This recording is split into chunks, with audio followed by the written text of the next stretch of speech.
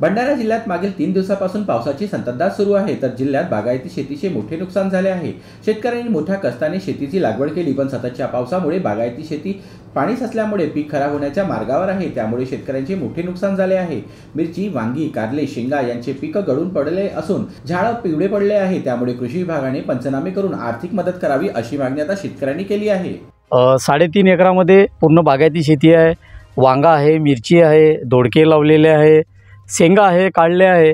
पण या सततच्या 3 दिवसाचा जो पाऊस येत आहे, खूप मुसळधार पाऊस पडत आहे, त्याच्यामुळे आणि वारासोबत वारासुद्धा आहे, त्याच्यामुळे माझ्या शेतीची खूप सारी नुकसान झालेली आहे। झाडं पडले आहेत, दोडक्याची बाग पिवळी पडत आहे, काढल्याची बाग पिवळी पडत आहे, त्यांच्यावर बुरशीचे अटॅक वाढत आहे। त्याच्यामुळे जो माझ्या उत्पन्नावर खूप मोठा परिणाम झालेला आहे आणि माझ्या जो आर्थिक स्थिती आहे ही खराब होत आहे आणि माझी बाग आता ही पिवळी पडलेली आहे। माझी मागणी अशीच आहे की कृषी विभागाकडे सततच्या पावसामुळे जो झालेला आमचं नुकसान आहे त्याचे पंचनामे करून योग्य ती सरकारकडून आम्हाला जी काही मदत मिळेल त्यांची आम्हाला अपेक्षा आहे।